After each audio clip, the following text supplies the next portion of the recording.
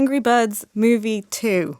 Yes. Which doesn't seem like it should exist, but it's here. And to be honest, it's really not that bad. I quite enjoyed it. Awesome. And I think that was pretty true of the first film. Both times I went in thinking, oh, this is going to be utterly soulless corporate product because it's based off an App Store game of all things. And I think both times I was surprised by how actually entertaining it is. The pace is high energy enough that I think kids will stay very well distracted, but it's also funny enough that I laughed a good number of times. So the world of Angry Birds has two islands in this world. Bird Island, where the birds live, and Piggy Island, where the pigs live. And in the first film, they're enemies because the pigs tried to steal the eggs of the birds.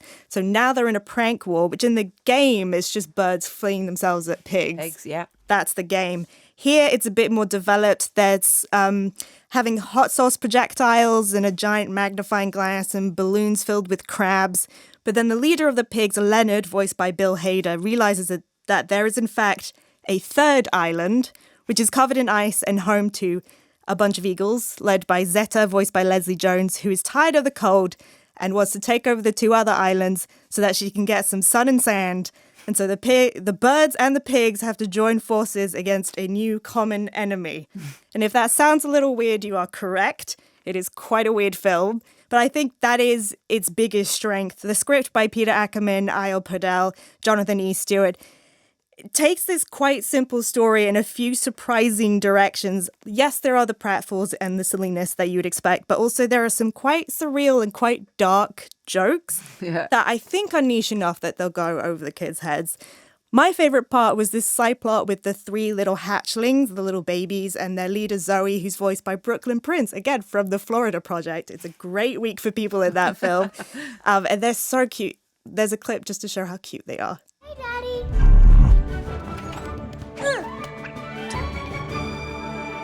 Just borrowing my sisters for a minute.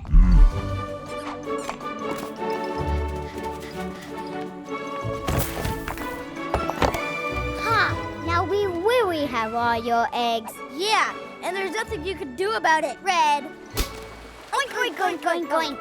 Laugh it up, piggies, because you're going to be crying in a second when I kick your butts and take all your...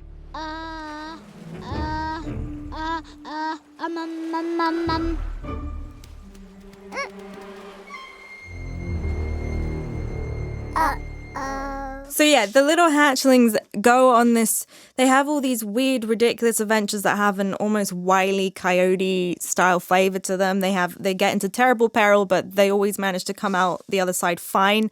And I think the Looney Tunes comparison isn't totally unmerited because it has that same kind of manic energy, which I think is helped by the fact that the director is Thurot Van Orman, who has a history with kids TV. He worked on the Powerpuff Girls, which has also pretty high energy.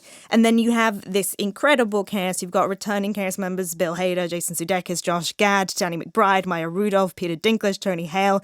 And then the newcomers are pretty much everyone who's blown up in mainstream comedy in recent years. Leslie Jones, Awkwafina, Tiffany Haddish, Rachel Bloom. Plus there are a few celebrity kids in there. There's Nicole Kidman's daughter, Viola Davis's daughter, Gal Gadot's daughter. And it does do that annoying thing in children's film where it has to name check a bunch of cultural trends like dabbing and the song Turn Down for What. And there's also a constant onslaught of recognizable songs, including two that we already heard this year in Detective Pikachu, which I think is quite ironic considering I feel like we've moved on from Angry Birds, right? We're more on to Pokemon Go and I guess the Harry Potter one now, Wizards Unite. And so I feel like this film does deserve credit for being so fun, even though the entire franchise is sort of teetering close to extinction.